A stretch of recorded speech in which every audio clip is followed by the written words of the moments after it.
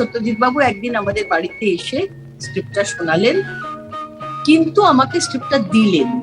এই পাহাড়ে মনে হচ্ছে যে প্রেমটা খুব important, romance is very important life, কিন্তু শহরে ফিরে গেলে হয়তো তোমার মনে হবে যে সিকিউরিটিটা বেশি ইম্পর্টেন্ট, তখন তুমি আমায় খবর দিও। উনি সচেতন ভাবে ফুলগুলোকে অ্যাভয়েড করছেন, এবং একমাত্র আমার আর আমার দিদির মাথায় খোপায় গোজা দুটো ফুল ছাড়া সারা ছবিতে কিন্তু উনি কোনো ফুল দেখাননি দার্জিলিং। ছবিবাবু চট করে উঠে ওটা তুলে নিলেন, অরুণকে বলছেন, এই যে বাংলা ছবির নায়ক হতে এসেছো, মহিলারা যদি নিজে নিজে কোট করেন সেটা পরিয়ে দিতে হয়, জানো না? পাহাড়ি মানুষ, সরল জীবনযাত্রা, পৃথিবী থেকে ডিমান্ড তাদের খুবই কম, প্রচুর অভাব, কিন্তু তারা মানাকলি হাসালাও এটা করতে পারে। whereas একজন ধনী পরিবারের প্রৌঢ়া মহিলা, তিনি কি গাইছেন? এ পরবাসে রবে কে, এই পৃথিবীটা তার কাছে পরবাস। হয়তো আমি পারবো, হয়তো আমি যেটা পারবো না নিজেকে যত ক্ষুদ্র ভেবেছি হয়তো সেটা নয়, হয়তো আমি একদিন এইরকম বড় না হতে পারি, কিন্তু কিছুটা বড় হতে পারবো।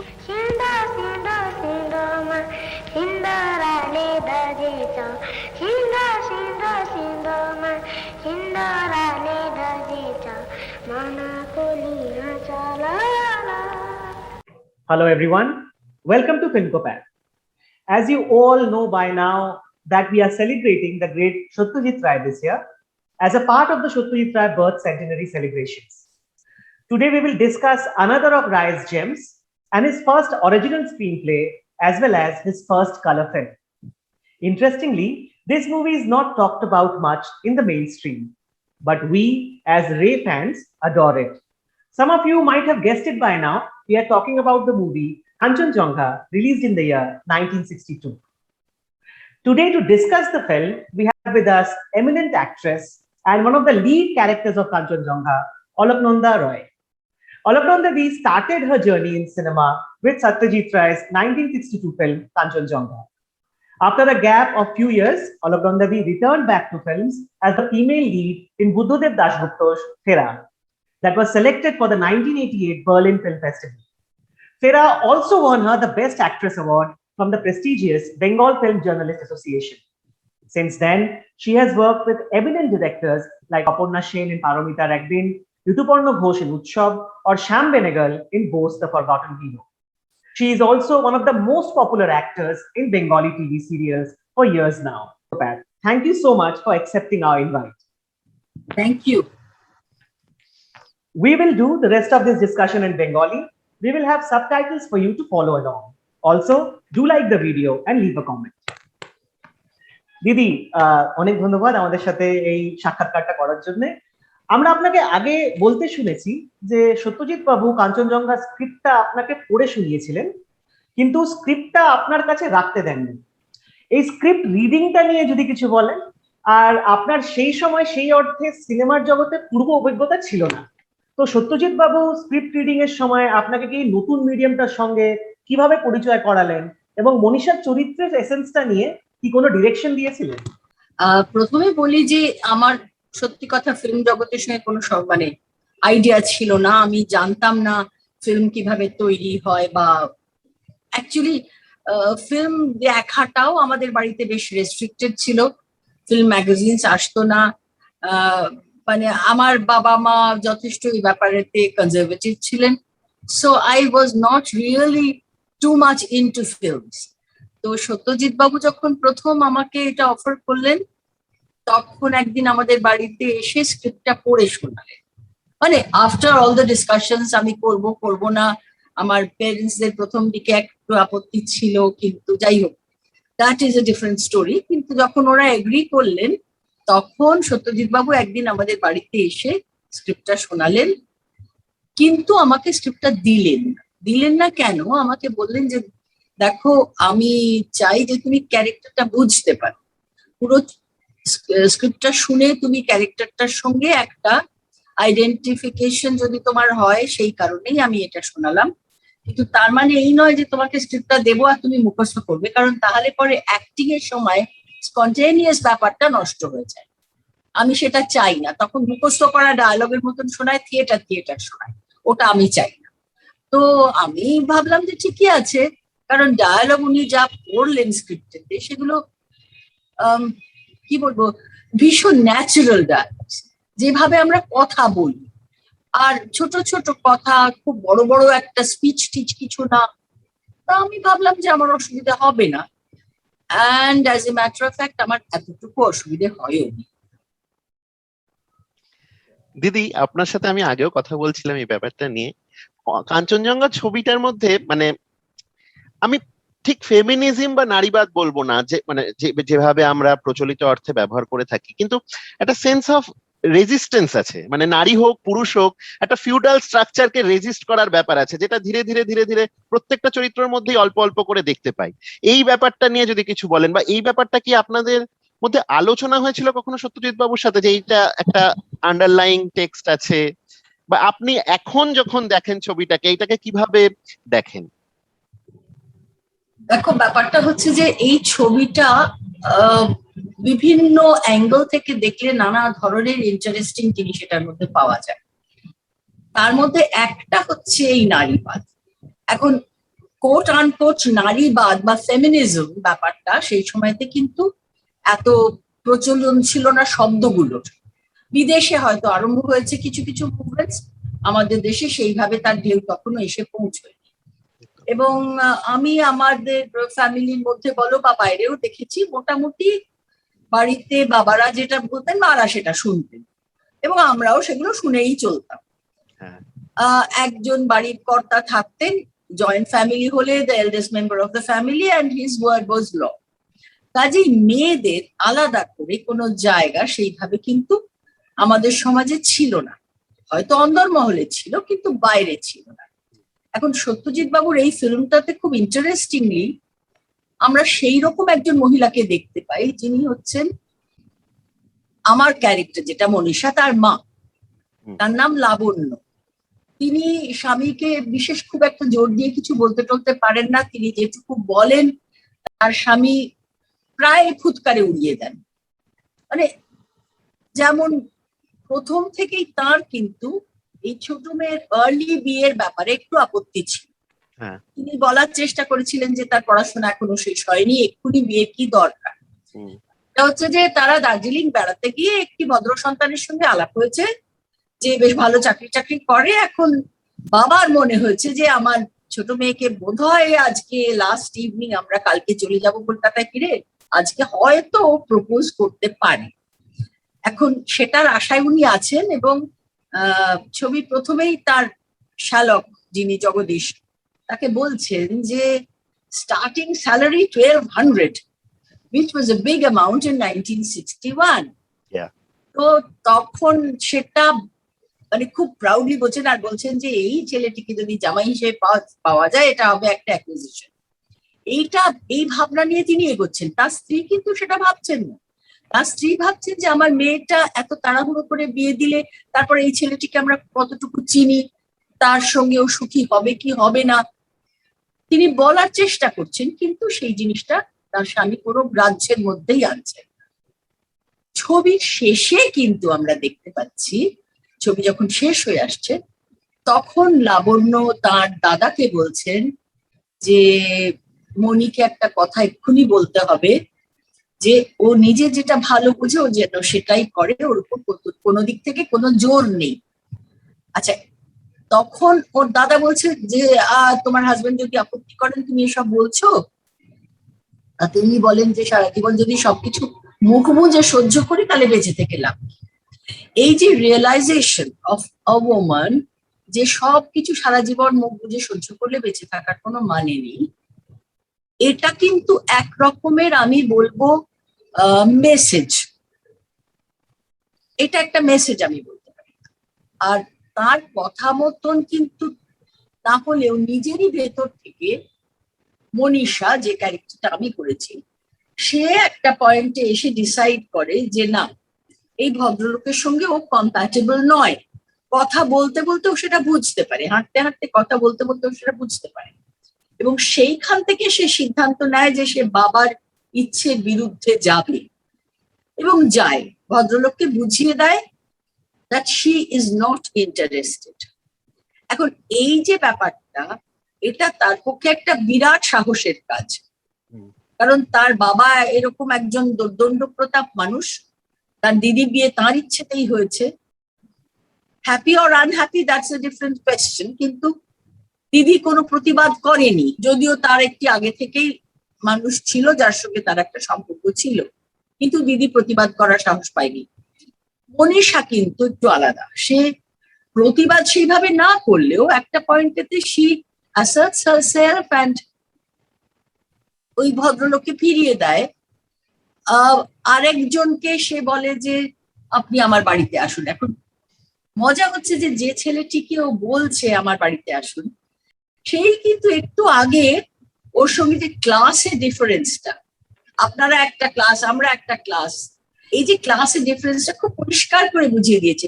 সো দিস গার্ল খুব কনসিয়াসলি একটা মানে মোটামুটি একটা বুর্জোয়া ক্লাসের থেকে প্রলেটারিয়েট ক্লাসের দিকে একটা স্টেপ নিচ্ছে, খুব জেনে শুনে।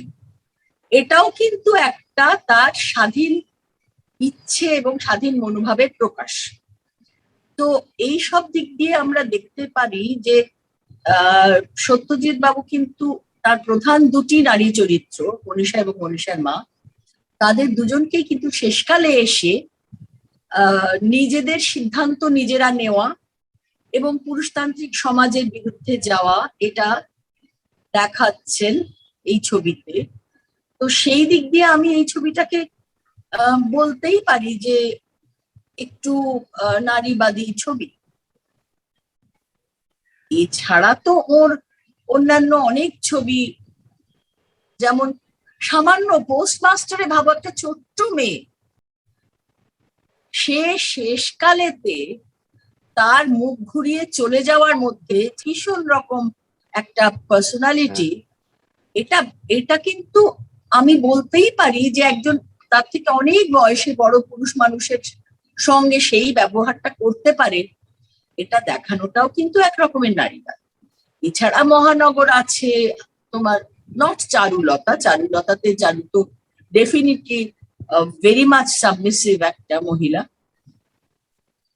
কিন্তু ধরো কাপুরুষ মহাপুরুষের এটি, সেও কিন্তু শেষকালে স্টেশনে এসেছিল expecting this man to take her with him, কিন্তু এই ছেলেটি কাপুরুষ, সে সেটা সাহস পেল না, মেয়েটি কিন্তু সাহসটা দেখিয়েছিল। তো এগুলোকে আমি ফেমিনিস্ট ছবি তো নিশ্চয়ই বলবো। একদম। আচ্ছা, এবারে একটুখানি দিদি দার্জিলিং এর কথাটা বলি, কারণ এই ছবিটাতে আমার মনে হয় মানে ধরুন সিকিমে যেভাবে সত্যজিৎ বাবু সিকিমকে দেখিয়েছেন খুব সুন্দর, মানে দারুণ দারুণ শর্টস, জায়গাটার বিউটিটা দেখানোর জন্য, দার্জিলিং এ দেখানোটা কিন্তু একটু অন্যরকম, মানে একদম ওপেনলি যে খুব একটা সুন্দর জায়গাকে শুট করছি সেরকম নয়। এছাড়া মানে ইমোশনালি যেভাবে চরিত্রগুলো মুভ করছে, তার সাথে কুয়াশা, তার সাথে ওই যে একটা প্রকৃতি আর মানুষের মনের মেলবন্ধন, এটা দুর্দান্ত ভাবে ধরা হয়েছে। তো একটা জিনিস জানতে চাই যে মানে আপনি এটা শুট করার সময় কিভাবে ফিল করেছিলেন, আর 2 নম্বর আপনারা কি অপেক্ষা করতেন যে এইরকম মিস্ট আসবে তখনই আলোচনাটা হবে, মানে শুটিং এর সময়টা কিভাবে নেচারটাকে ক্যাপচার করাটা হয়েছিল সেটা যদি একটু বলেন। আচ্ছা, তোমার প্রশ্নটা আমি দুভাগে উত্তর দিচ্ছি। প্রথমটা হচ্ছে যে দার্জিলিং এর নেচার, সেটা কিন্তু এখানে মানুষের মন, আমাদের যে চরিত্রগুলোকে উনি এঁকেছেন তাদের প্রত্যেকের মনের মধ্যে যে নানা ধরনের দ্বিধা দোলাচল, lack of confidence, lack of decisions, এইগুলো রয়েছে, সেইটার ছায়ার মতন করে প্রকৃতিটাকে উনি এনেছেন। সেখানে নেচার কিন্তু এদের এইগুলোরই রিফ্লেকশন। খানিকটা কুয়াশা, খানিকটা মিস্টে ঢাকা, কাঞ্চনজঙ্ঘা ঢাকা রয়েছে, কেউ তাকে দেখতে পায়নি। এখন এই প্রকৃতি কিন্তু অন্য, এটা আমি তোমাদের মানে বলতে পারি যে ঠিক সেই সময়টায় দার্জিলিং কিন্তু অজস্র ফুল এবং মাঝে মাঝেই ঝলমলে আকাশ। সেপ্টেম্বরের মানে না সরি অক্টোবরের গোড়া দিয়ে আমরা গিয়েছিলাম, আচ্ছা 29 ডেজ এর মতন শুটিং হচ্ছিল। আমরা খুব সম্ভবত এন্ড সেপ্টেম্বর বা ফার্স্ট উইক অফ অক্টোবর গিয়েছিলাম। ওই সময় করে প্রচুর ফুল কিন্তু তখন। হুম হুম কিন্তু উনি সচেতন ভাবে ফুলগুলোকে অ্যাভয়েড করেছেন এবং একমাত্র আমার আর আমার দিদির মাথায় খোঁপায় গোজা দুটো ফুল ছাড়া সারা ছবিতে কিন্তু উনি কোনো ফুল দেখাননি দার্জিলিং এ। হ্যাঁ এখানে একটা ইন্টারেস্টিং কথা বলছি, ঠিক ওই সেম সময়তে দার্জিলিং এ বম্বের একটা ছবির শুট হচ্ছিল, মিউজিক ভিডিও অংশটা, মানে ডান্স, সং এন্ড ডান্সের সিকোয়েন্স। তো শাম্মী কাপুর এবং তখনকার দিনে কল্পনা বলে একজন অভিনেত্রী ছিলেন, not Dev Anand's wife, it's a different Kalpana. Okay তো তাদের দুজনের শুট সেই ঝলমলে ফুলওয়ালা বাগান টাগানে হচ্ছিল সারাক্ষণ, আর রোদ্দুর না থাকলেই তারা গালে হাত দিয়ে বসে পড়ছিলেন। Whereas আমাদের উল্টোটা হচ্ছিল, যত মিস্ট হয় তত মজা, যত মেঘ হয় তত মজা, কারণ আমাদের শুটিং তরতর করে এগিয়ে চলেছে। আর অক্টোবর যত এগোচ্ছে তত রোদ কমে যাচ্ছে, তত মিস্ট বেশি হয়ে যাচ্ছে। ওই বম্বের ইউনিটটা খুব বিপদে পড়েছিলেন। আমাদের কাজটা কিন্তু মোটামুটি সময় মতোই হয়ে গেল, আমরাও ফিরে টিরে চলে এলাম। তো এই যে খুব সিনিক বিউটি ধরবার জন্য কিন্তু দার্জিলিংকে সত্যজিৎ বাছেননি।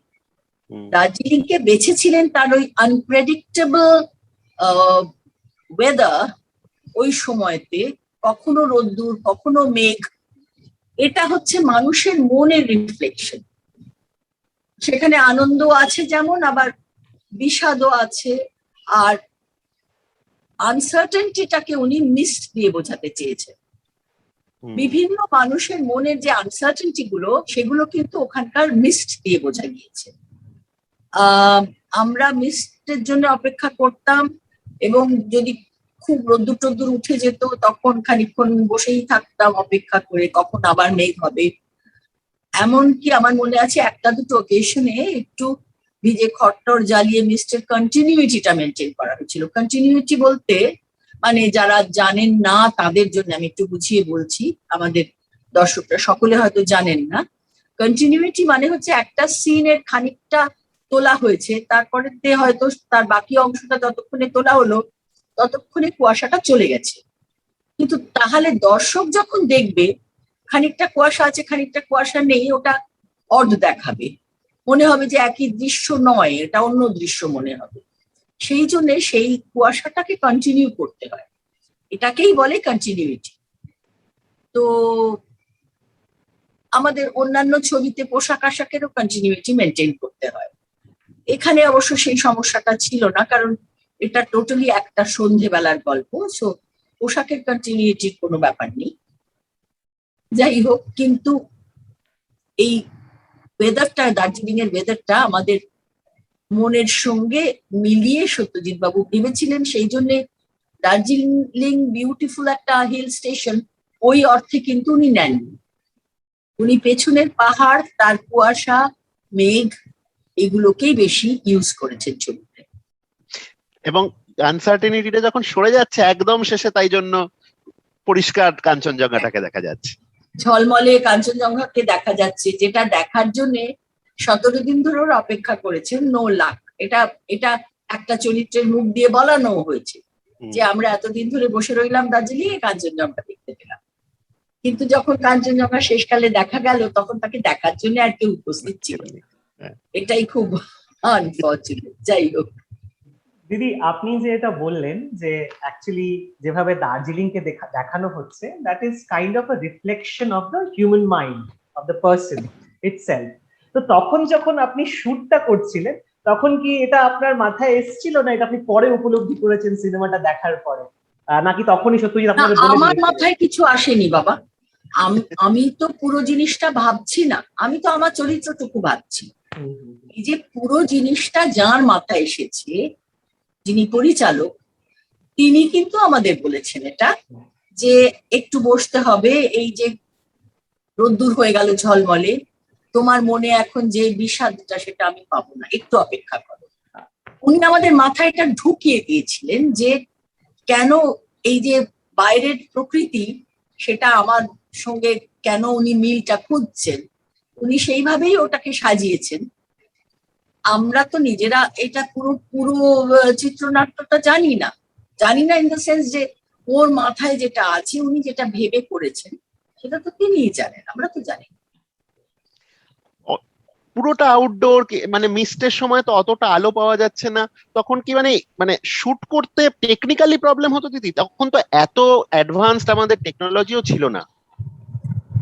না দেখো, ব্যাপারটা হচ্ছে যে ওখানে ওরা খুব একটা বেশি আর্টিফিশিয়াল লাইট ইউজ করেনি, মোস্টলি নর্মাল ডে লাইটে, ন্যাচারাল ডে লাইটেই কাজ হয়েছে, বড় জোর এক একটা রিফ্লেক্টর ব্যবহার করা হয়েছে।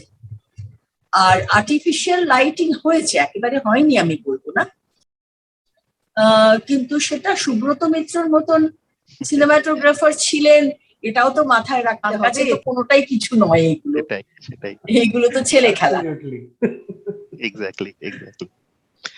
দিদি, পাহাড়ের কথা যখন হচ্ছে, একটা দুর্দান্ত ডায়লগ আছে ছবিতে, যেটা আমি যতবার অন্তত সিনেমাটাকে দেখেছি প্রচন্ড ভাবায়, যেখানে বলছে যে পাহাড়ে আছি বলে সাহস হচ্ছে, হয়তো শহরে ফিরে গেলে সাহস হতো না।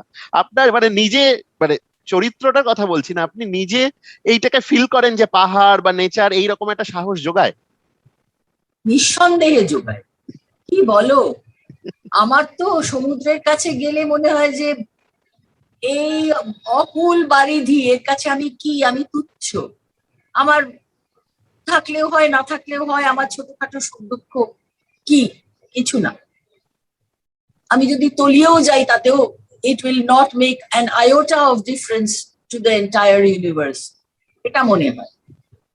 পাহাড়ের সামনে গেলে আবার আমার যেটা হয় যে আমি ভীষণ স্তব্ধ হয়ে যাই, কিরকম মনে হয় যে এইরকম উদার বিরাট মহান যিনি সৃষ্টি করেছেন, মানুষকেও তো তিনিই সৃষ্টি করেছেন, তাহলে আমার মধ্যেও হয়তো কিছুটা আছে, হয়তো আমি পারবো, হয়তো আমি যেটা পারবো না, নিজেকে যত ক্ষুদ্র ভেবেছি হয়তো সেটা নয়, হয়তো আমি একদিন এইরকম বড় না হতে পারি, কিন্তু কিছুটা বড় হতে পারবো।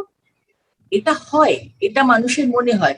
বিশাল উদার একটা মানে পাহাড়ের উঁচু উঁচু গাছ, নিস্তব্ধ প্রকৃতি, সেখানে একটা ছমছমে ব্যাপার, সেখানে নিজেকেও একটা কিরকম মনে হয় যে I am part of this, এটা হয়, এটা হয়। আর ছবিটার মানে বিশেষত্ব বা মানে কেন গ্রেট, সেটাই হয়তো মানে পাহাড়ে ফুল আমরা কত ছবিতে দেখেছি, কিন্তু পাহাড়ে যে সাহস যোগাচ্ছে, এই চারিত্রিক ব্যাপারটা যে পাহাড় বা মানে যে কোনো প্রকৃতি আমাদের মধ্যে আনে, এই জিনিস তো খুব কম ছবিতে, মানে আমার মনে পড়ছে না এই আইডিয়াটা আমি অন্য ছবিতে দেখেছি, যে কিভাবে নেচার আমাদেরকে অন্য মানুষ তৈরি করে দেয়। হ্যাঁ ঠিক এইভাবে এতটা প্রকট ভাবে আমার মনে হয় না আছে, কারণ এখানে তো দুজনের মুখে সংলাপেতেও এই কথাটা আছে। যেমন ধরো যে ছেলেটি ওই নিম্নবিত্ত ছেলে অশোক, অশোক যে ভীষণ স্পর্ধা ভরে একটা ভয়ানক রকমের একটা মানে যেটা তার চাইবার জিনিস, প্রয়োজনীয় জিনিস, সেটাকে প্রত্যাখ্যান করে। হ্যাঁ, একটা চাকরি তার ভয়ঙ্কর দরকার, এবং সেই চাকরিটা সে প্রত্যাখ্যান করে, রায় বাহাদুরের একটা দাক্ষিণ্য, সেটাকে সে ফিরিয়ে দেয়, পরে আফসোসও করে। সেই সময় সে বলে যে বোধহয় এই পাহাড়ে এসে আমার মনে হলো যে আমি পারি, আমিও একটা বিরাট কেউ, আমি পারি। শহরে গিয়ে হয়তো আমার দুঃখ হবে, এই এত বড় 300 টাকা মাইনের চাকরি আমি রিফিউজ করে দিলাম। তো এই কথাটা সে বলে, তার মানে কি যে এটা এই চরিত্রটার মুখে যেমন আছে, তেমনি আবার ঠিক তার বিপরীত মেরুতে যে চরিত্র, অর্থাৎ যিনি সুটার, ব্যানার্জি, যিনি মনীষাকে বিয়ে করবার জন্য বেশ আগ্রহী ছিলেন, তিনি কিন্তু যখন শেষকালে যখন বুঝতে পারলেন যে না, এই মেয়েটি ইন্টারেস্টেড নয়, তখন তাকে বললেন যে ঠিক আছে, তোমার এখন হয়তো মনে হচ্ছে যে এখানে এই পাহাড়ে মনে হচ্ছে যে প্রেমটা খুব important, romance is very important in life, কিন্তু শহরে ফিরে গেলে হয়তো তোমার মনে হবে যে সিকিউরিটিটা বেশি ইম্পর্টেন্ট, তখন তুমি আমায় খবর দিও। মানে কি, এই যে একটা মানুষের মনে হওয়াটা চেঞ্জ করে পাহাড়ের সামনে এসে, এই বিরাট পাহাড়ের সামনে এসে, আবার শহরের জীবনেতে গেলে আবার সে তার ছোটখাটো সিকিউরিটি, চাকরি বাকরি, ক্ষুদ্র জিনিসগুলো তাকে তখন আঁকড়ে ধরে, এই কথাটা কিন্তু দুটো চরিত্রের মুখে আমরা পেয়েছি। ঠিক ঠিক একদম। আচ্ছা দিদি, ছবি বিশ্বাসের অভিনয় নিয়ে কিছু বলুন। সহ অভিনেতা হিসেবে একটা সিন ছিল আপনার, সেটার অভিজ্ঞতা, কিংবা দর্শক হিসেবে কাঞ্চনজঙ্ঘাতে ছবি বিশ্বাসকে যখন দেখেন আপনার কিরকম লাগে? আমার তো একটাই সিন ছিল, হ্যাঁ, একটাই সিন ছিল বাবার সঙ্গে।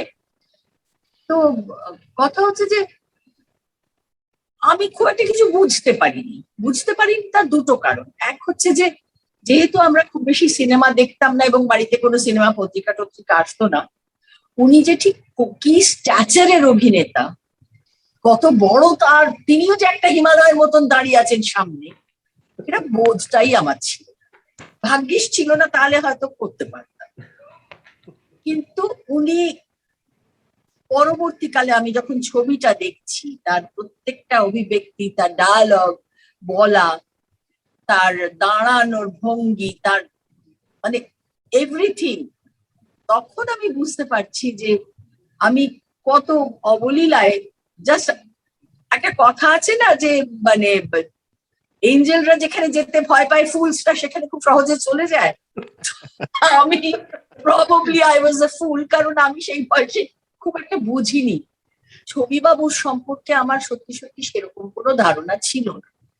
আমি তাকে একমাত্র দেবী ছবিতে অভিনয় করতে দেখেছি, খুব ভালো লেগেছে নিঃসন্দেহে। কিন্তু তিনি যে ঠিক কি স্ট্যাচারের অভিনেতা এবং তিনি যে কি অসাধারণ ভাবে ডায়ালগ বলেন, এত অ্যানালিসিস করার বোধ বুদ্ধি আমার ছিল। তাই আমি আলাদা করে সেই অভিজ্ঞতাটা না বলে একটা অন্য অভিজ্ঞতা বলি। মানে উনি মানুষ হিসেবে কিরকম ছিলেন। আমি যখন উনি এসেছেন, যে দিনে পৌঁছেছেন, আমাদের সেম হোটেলেতেই ছিল ঘর পর পর পর পর, তো আমি গিয়ে ওকে প্রণাম করেছি। ছবি বিশ্বাস আসছেন শুনেছি, নামটা খুব সবাই হই হই করছে, গেলাম প্রণাম করলাম। তো উনি আমাকে বললেন যে, এরকম করে তাকে বললেন, তুমি কে? তা আমি ওই বয়সে যেটা হয়, 17-18 বছরের একটা ককিনেস থাকে না, আমি আপনার ছোট মেয়ে।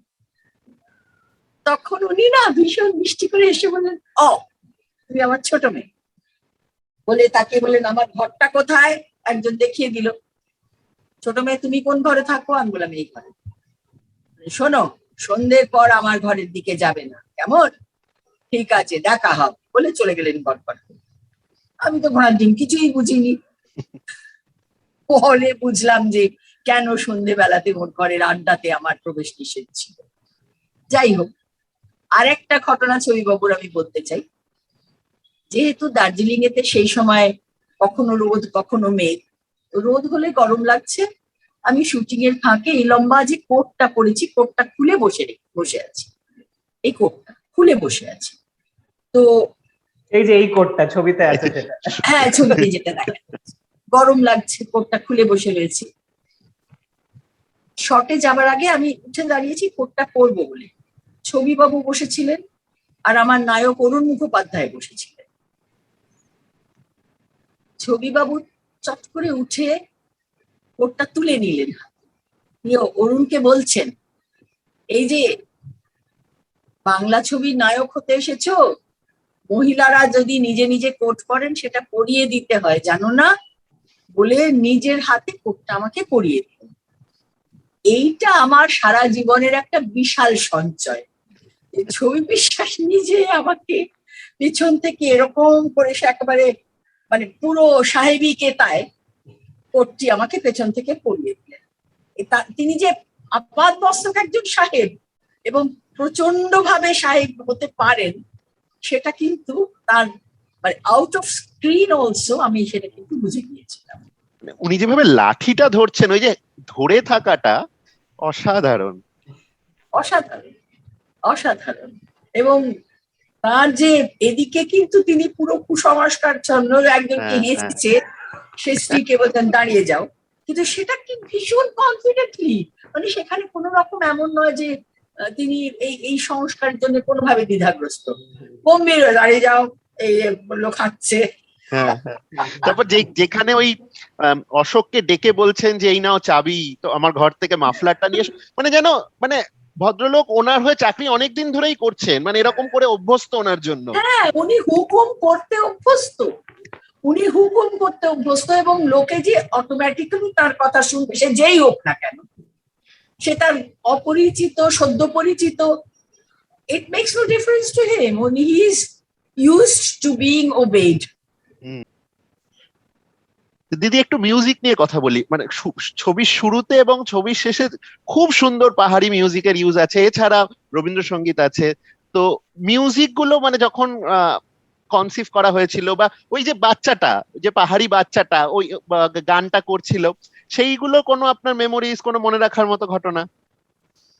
মনে রাখার মতন ঘটনা মানে কি, এটা আমি মানিকদার কাছেই শুনেছিলাম যে এই বাচ্চাটিকে উনি অ্যাক্সিডেন্টালি দেখতে পেয়েছিলেন।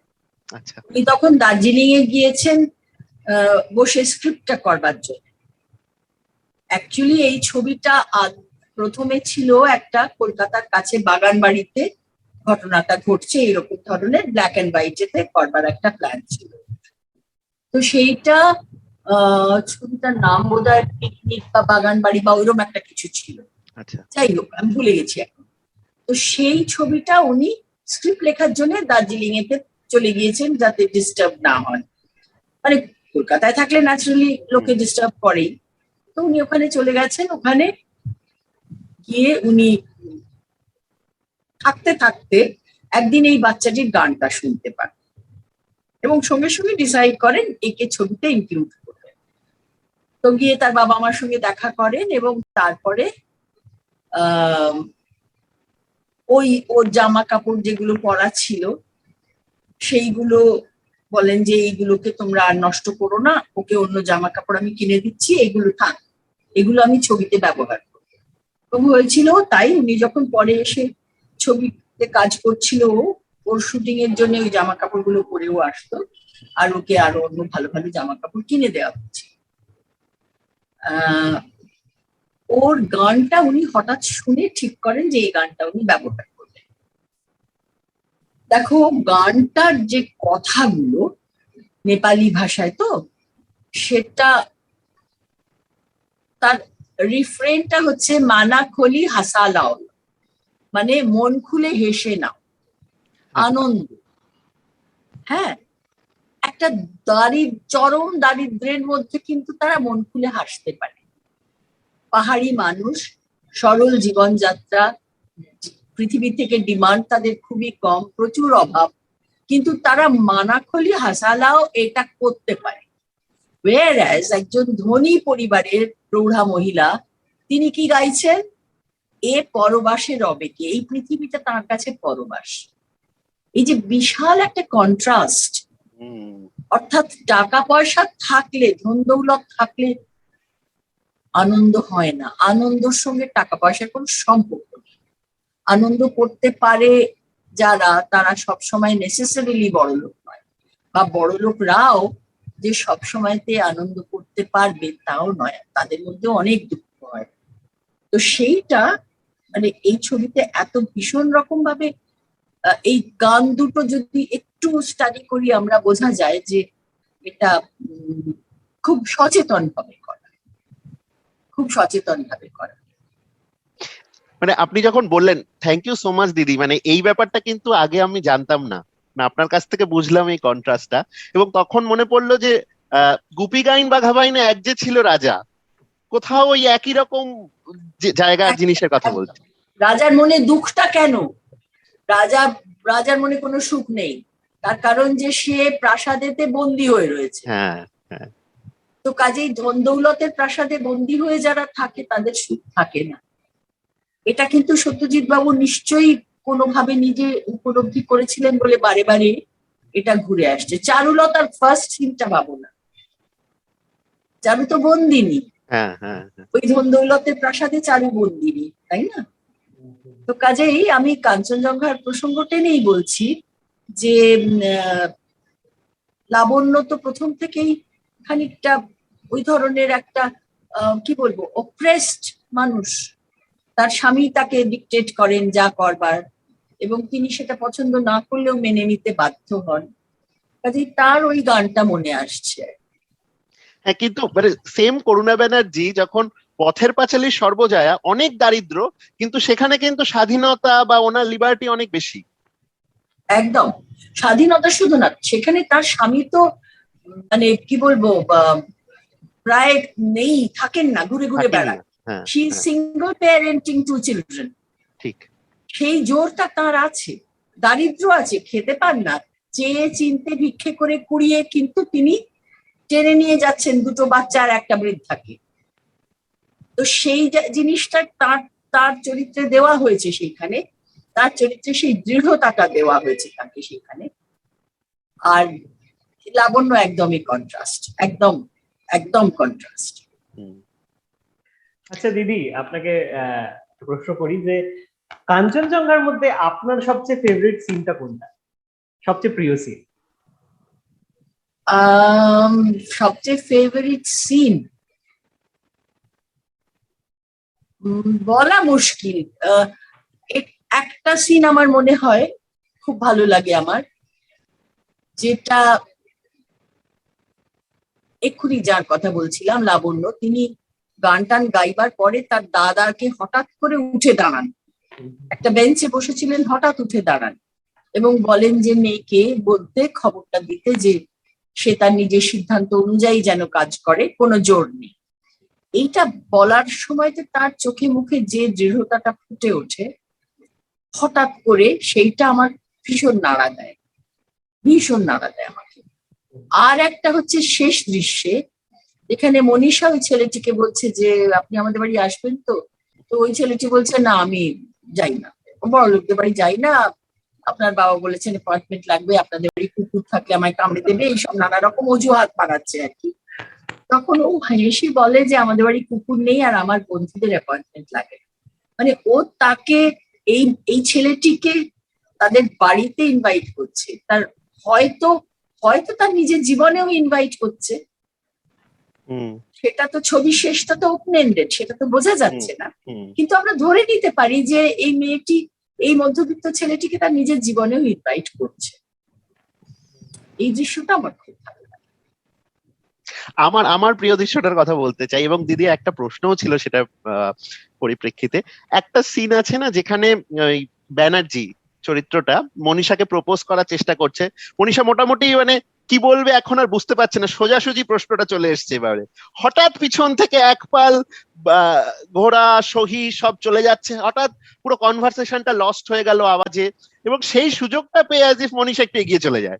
এই যে সিনটা, এটা কি মানে এই যে এটা কি ভাবা হয়েছিল স্ক্রিপ্টে, নাকি হঠাৎ আপনার শুটিং করার সময় চলে এসেছিল?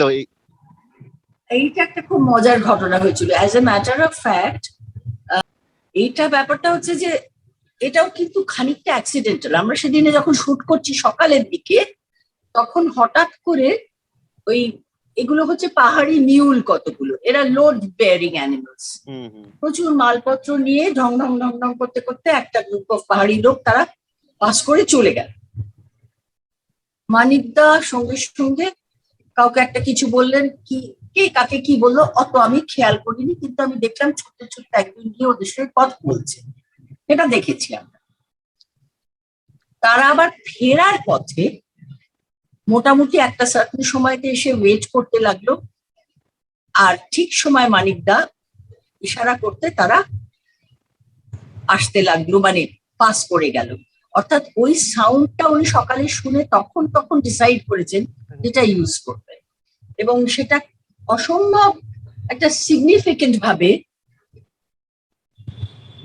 এরা ওই ওদের কথাবার্তাকে ডুবিয়ে দিয়ে বেরিয়ে চলে গেল। শুভদীপ, তোর কোনটা সবচেয়ে ফেভারিট সিন? হ্যাঁ, আমার ওই সিনটা যেটা নিয়ে দিদিও বলছিলেন, ওই যে রেজিস্ট্যান্সটা যে অশোক ক্যারেক্টারটা পুট আপ করে অন হিজ হাইনেস, ওই যে তখন কথা বলতে বলতে অশোক যে ওই আফটার রিজেক্টিং দ্য অফার ওই যে হাততালিটা, আমি সেটা ভুলতে পারি না, এই যে হা হা হা করে হেসে এই যে হাততালি দেওয়াটা, অসাধারণ অসাধারণ অসাধারণ। মানে ও একটা কি করে ফেলেছে, মানে ও একজনের কি বলবো, মানে খুব দয়া দাক্ষিণ্যকে রিফিউজ করতে পেরেছে, তাতে সে অসম্ভব পুলকিত। পরে অবশ্য অনেক রিগ্রেট হয়েছে তার, যাই হোক সেটা তো অন্য কথা। এটা বলেওছে যে আমি এটা পরে ভাবলাম যে কি করলাম, 300 টাকার চাকরি, কিন্তু ওই মুহূর্তে সে ওটা করতে পেরেছে, and he was very happy doing that. মানে ওটা মোটামুটি ওই ডেভিড গলিয়াতকে মারতে পেরেছে একবারে, এক মুহূর্তের জন্য, এরকম একটা সিচুয়েশন। হ্যাঁ, একদম একদম একদম একদম, মানে এক মুহূর্তের জন্য সে হিরো হয়ে গেছে। সে বলছেও, আমার মনে হলো আমি একটা হিরো, এক মুহূর্তের জন্য সেটা হিরো হয়ে গেছে। সেটাই। আচ্ছা দিদি, আপনার সবচেয়ে প্রিয় সত্যজিৎ রায়ের ছবি কোনটা, সেটা একটু বলুন। কাঞ্চনজঙ্ঘা বাদ দিয়ে, কাঞ্চনজঙ্ঘা অফকোর্স। সবচেয়ে প্রিয় ছবি হ্যাঁ, অপরাজিত। অপরাজিত। অপরাজিত মানে আমি ওটা বেশ কয়েকবার দেখেছি, মানে নিজে চালিয়ে। এমনিতে তো দেখি যখন টেলিভিশনে দেখা, তবে টিভিতে কম দেখা। পথের পাঁচালী যত দেখায় অপরাজিত তত দেখায় না। আমি জানি না, হয়তো পপুলারিটি কম ওটার। আমার কাছে কিন্তু ওটা ভীষণ। আপনাকে এত অ্যাট্রাক্ট কেন করে অপরাজিত?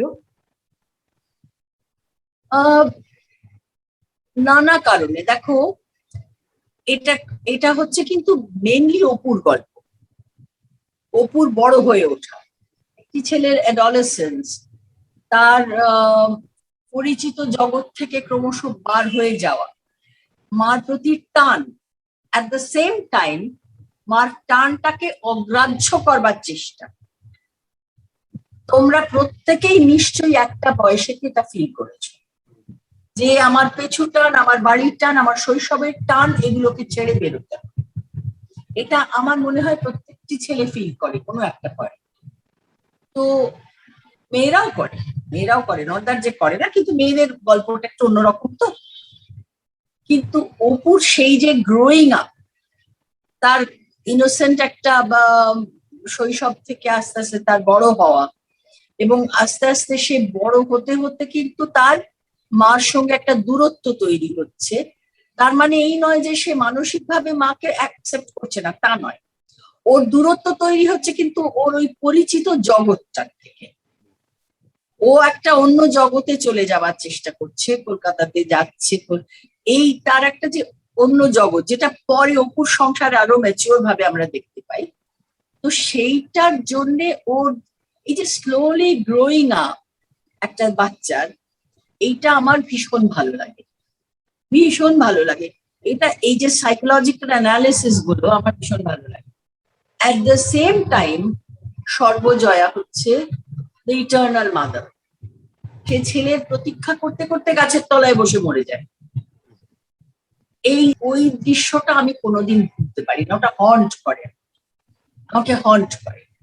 কারণ অধিকাংশ মাই কিন্তু ছেলেকে মিস করে, আশা করে যে ছেলে ফিরে আসবে তার কাছে সেই ছোট্টবেলার মতো, যেটা হয় না, এটা সম্ভব নয়, প্রকৃতির নিয়মে এটা হয় না। যে বড় হয়ে যায় সে কিন্তু আলাদা একটা মানুষ হয়ে যায়, he is a different man, যেটা কোনো মহিলার পক্ষে বোঝাটা সম্ভব নয়, তার মানসিকতাটা। কিন্তু মা তো মাই, সে ফ্রেট করে, সে মন খারাপ করে, সে ভাবে যে তার ছেলে কেন আগের মতন তার কাছে সে ছোট্ট খোকাটি হয়ে ফিরে আসছে।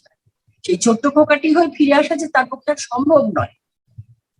মানে সেই পৃথিবী আমারে চায় রেখো না বেঁধে আমায় গোছের, তাকে তো বেরোতেই হবে। সেই জায়গা থেকে আমার সর্বজয়ার চরিত্রটাও ভীষণ ভালো লাগে। সব মিলিয়ে অপরাজিতটা আমার কাছে একটা ভয়ঙ্কর প্রিয় ছবি, বিকজ ইটস ইটার্নাল, কি বলবো, eternal tug of war between emotions and reality, মা ছেলে। So beautifully put, actually. I think দিদি আমরা মোটামুটি আমরা শেষে চলে এসেছি, and we are so grateful to you, Alkananda Di, that you have given us this much time and you spoke to us and you enlightened us not only about Kanchenjunga but so many other Ray movies as well. Thank you so much for joining us today. It was a sheer pleasure having you. Thank you so much. Thank you.